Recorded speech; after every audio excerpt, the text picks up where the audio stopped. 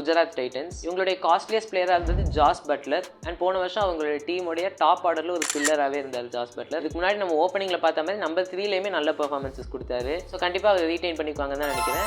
5 என்னுடைய ரேட்டிங். அதுக்கடுத்து முகமது சிராஜ் இருக்காரு. அவருடைய ப்ரைஸ் டேக் என்ன தான் ஜாஸ்தியாக இருந்தாலுமே இதுக்கு மேலே இந்தியன் எக்ஸ்பீரியன்ஸ் இருக்க, அதே டைம் பிரைம்லையும் இருக்க சீமர் கிடைக்கிறது ரொம்பவே கஷ்டம். ஸோ அதை ரீடைன் பண்ணிடுவாங்கன்னு தான் நினைக்கிறேன். 4 என்னுடைய ரேட்டிங். அதுக்கு அடுத்து வர ககிசோ ரபாடா ஒரு 50-50 சுச்சுவேஷன் தான் நினைக்கிறேன். ஏன்னா அவர் ஒரு டாப் குவாலிட்டி பிளேயர், அவருடைய பவுலிங் பெர்ஃபார்மன்ஸ் அதெல்லாம் எல்லாருக்குமே தெரியும். பட் ஸ்டில் அவருடைய ப்ரைஸ் டேக் கொஞ்சம் ஹையர் சைடில் இருக்குது. அண்ட் ஆக்ஷன் பூல் அப்படின்னு பார்க்கும்போது கண்டிப்பாக ஒரு ரீப்ளேசபிள் பிளேயராக தான் இருப்பார், ஒரு ஓவர்சீஸ் சீமர் அப்படிங்கிறதுனால. ஸோ ஜிடி வேறு எந்த ஒரு ஃபாஸ்ட் பவுலிங் ஆப்ஷன் அவங்க டீமில் வச்சிருந்தாலுமே அந்த டைமில் அவர் ரிலீஸ் பண்ணுறதுக்கு நிறைய வாய்ப்பு இருக்குது. பட் ஜிடி ரபடாவை ஹையாக ரேட் பண்ணுறாங்க, அவர் 14 மேட்சும் விளையாட வைக்க போகிறாங்க அப்படின்னு நினச்சாங்கன்னா மோஸ்ட்லி ரீடைன் தான் பண்ணிடுவாங்க.